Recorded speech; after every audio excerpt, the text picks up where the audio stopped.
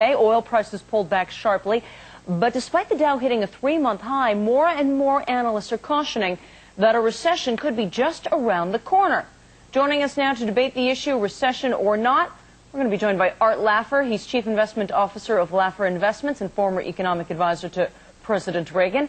And Peter Schiff, he's president of Euro Pacific Capital. Gentlemen, thanks for being here. Peter, I want to start with you. Although there are more and more people saying that the U.S. economy will be in a recession next year, it is still a minority position. Why do you think that a recession is coming, and just how bad is it going to be?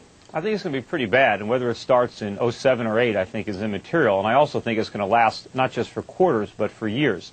See, the basic problem with the U.S. economy is we have too much consumption and borrowing and not enough production and savings. And what's going to happen is the American consumer is basically going to stop consuming and start rebuilding his savings, especially when he sees his home equity evaporate. And when you have the economy 70% consumption, you can't address those imbalances without a recession. You know, rather than the recession being resisted, it should really be embraced, because the disease is all this debt-financed consumption. The cure is that we stop consuming and start saving and producing again, and that's a recession. And sometimes, you know, medicine tastes bad, but you got to swallow it. Art Laffer, you hear him? He says the consumer is going to slow down in order to rebuild the savings. And you know that 2/3 of the American economy is driven by the consumer. Do you believe that? No, I don't believe any of it whatsoever, Michelle. Excuse me. But, you know, what he's saying is that savings is way down in this country, but wealth has risen dramatically. The United States economy has never been in better shape. There is no tax increase coming in the next couple of years. Monetary policy is spectacular. We have freer trade than ever before. And not only that, but there are no incomes policies things here. I think Peter's just totally off base, and I don't think it's going to be... I mean, I just don't know where he's getting his stuff. The well, one of us is well. off base, but it's definitely not me. I mean, it's not wealth that's increased in the last few years. We haven't increased our productive capacity. All that's increased is the paper values of our stocks and real estate. But that's not real wealth, no more than the NASDAQ was wealth.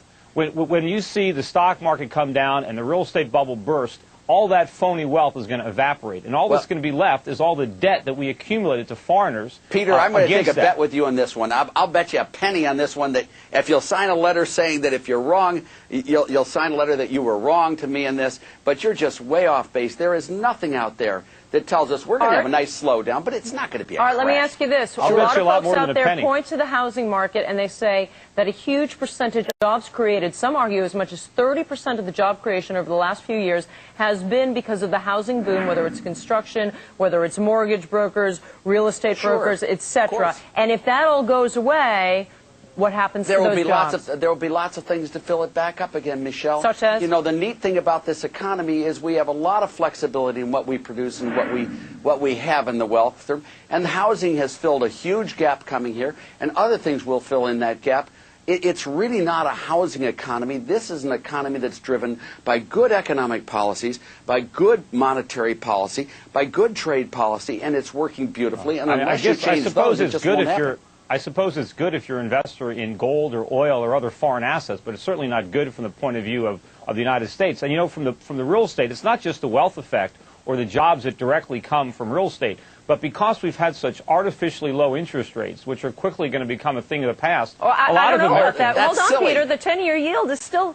You know, the Fed keeps going and going and going here, and the long end of the curve doesn't move. Thank you, Michelle. A lot of people have adjustable rate mortgages that are going to reset over the next couple of years, and people are going to see their monthly mortgage payments go up by 50%, 100%, and a lot of that is going to take a lot of spending away from the economy, because people are going to be spending whatever money they have. And what about the people who earn the interest, Peter? I mean, come on, it's a zero-sum game. Every interest dollar paid is interest dollar earned. The people that earn the dollars are in China and in Japan and in Europe. They're not in America anymore. We don't owe it to ourselves. We owe it abroad. Oh, my goodness. I have never heard so many mistakes made in seriatim in my life, Peter. Well, then you ought to listen to your own clip. Well, I do a lot, and you know, what can I tell you, Peter? It's a bet of a penny in your honor on the stake, and mine too. Peter, when you talk about selling to China, to India, etc., what is wrong with that? If we are selling products, if they're buying products around the world, that lifts the entire global economy. The problem is we're not selling them products. They are making products and sending them here. We're outsourcing Alan Greenspan and Ben Bernanke to them. That's why they're holding those dollars. It's not as a favor to us. Well, My sure goodness. it is. Look, we're running up $60 billion a month trade deficit. That means that the world is providing us with $60 billion more of goods and services that we can afford to pay for. Peter, that's not true. No, listen, Peter, for 1 second. They are holding deposits in the U.S. not as a favor to us because they like holding them there. We are outsourcing our monetary policy to China and to a lot of the rest of the world, and they're paying us huge amounts of seigniorage gain for the act of providing them with a banking system and monetary policy. It's called seigniorage gain. Gosh.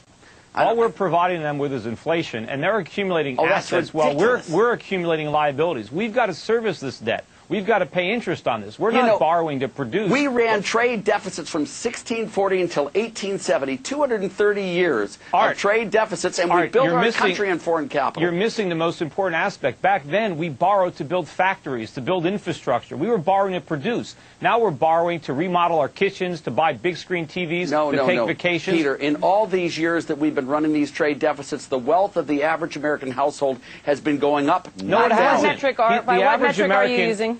The average American is going deeper and deeper into debt. He's struggling to get by, and all that happens is some appraiser tries to say that your house is worth all this money. This is an illusion. Peter, Look at all hold on 1 second. I can't help you. What measure are you using when you talk about... I'm using the household survey from the Federal Reserve Board, which shows American household net wealth. You know, he's using a savings rate measure from the National Income and Product Accounts, which is totally inappropriate for the purpose he's doing it. Look, and I don't know how to respond to it when he doesn't know the numbers. Art, why do a husband and a wife both have to work to provide enough income to support a family? Because they love the jobs at low tax rates. They like working. No, they don't love these jobs. Are you kidding? Of course they do. Most women with children aren't working because they love their job. They're working because they need the income. They can't afford it. Now you're going into with lower tax rates, it makes it much more valuable to work. Gee, and lower interest rates, you can buy more. It's great. I don't know, Peter. Are you suggesting that most women would stay home? I think a lot of women, especially, I see women, 7 months pregnant sometimes when I'm out, raiding tables. They don't want to be there. They need to be there because their husband doesn't make enough after he finished paying taxes to support the family. But what we need to do in America is get back to the business of saving again and producing again. We just can't keep accumulating debt. We just can't put this consumption on a national credit card and assume that just because a crisis hasn't happened yet, that it's never going to happen. I don't know, Peter. I would argue that a lot of women like to work, putting aside the women who are 7, 8, 9 months pregnant. But I think a lot of women enjoy their job and enjoy the privilege that men have had for a very long time, which is to get out of the house and be productive in many ways, not just Michelle. Raising children. Thank you. Gentlemen, I barely participated. I enjoyed that actually quite a lot, just listening to both of you go at it. So we're going to have you back again, Art Laffer and Peter Schiff, on whether or not we're going to see a recession. Anytime. I want to collect that penny. Thank you. Well, I'll collect it with a nice note from you, Peter. In fact, that's about all the dollar's going to be worth, is it?